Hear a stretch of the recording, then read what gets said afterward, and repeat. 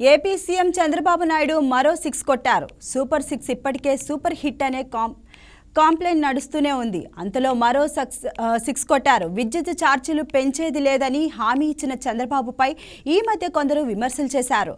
True up ఛార్జీలు YCP పెంచినప్పుడు విమర్శలు చేసి ఇప్పుడు టీడీపీ కూడా అదే పని చేస్తుందన్నారు. వారందరికీ చంద్రబాబు ఆన్సర్ ఇచ్చేసేవారు. మామూలుగా కాదు, గట్టిగానే ఇచ్చి పడేశారు. కరెంటు బిల్లులు పెరగడమే తెలుసు కానీ తగ్గడం తెలియని ప్రజలు ఇప్పుడు హ్యాపీగా ఫీల్ అవనున్నారు. అవును, యూనిట్కు 13 పైసలు చొప్పున కరెంటు బిల్లులు తగ్గబోతున్నాయి. ఇవన్నీ ట్రూ ఆఫ్ ఛార్జీ కింద వసూలు చేసినవే. ప్రస్తుతానికి 935 కోట్లు ఇలా వెనక్కి ఇస్తారు. వెనక్కి ఇవ్వడం అంటే మనకు ఇప్పుడు వచ్చే కరెంటు బిల్లులో మైనస్ చేస్తారు.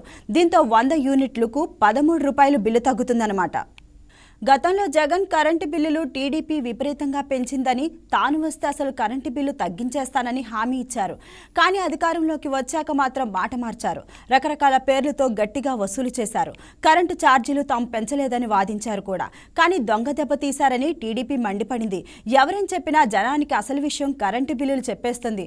అందుకే అందరికీ అర్థమైపోయిందని జగన్ కరెంటు బిల్లుల్లో షాక్ గట్టిగానే ఇచ్చారని. కూటమి అధికారంలోకి వచ్చాక కూడా ఇది కొనసాగింది. అయితే ఇది ఆయా విద్యుత్ కంపెనీలతో అప్పటికే చేసి ఉన్న ఒప్పందం ప్రకారం జరుగుతుందని వివరణ ఇచ్చారు. అయినా విమర్శలు ఆగలేదు.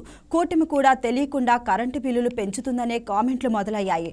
వాటన్నిటికీ ఇప్పుడు చెక్ పెడుతుంది. కరెంటు బిల్లులు తగ్గుతూ ఉండటంతో జనం మాత్రం హ్యాపీగా ఫీల్ అవడమే లేదు. సూపర్ 6తో పాటు మరో 6 బాబు కొట్టారంటున్నారు.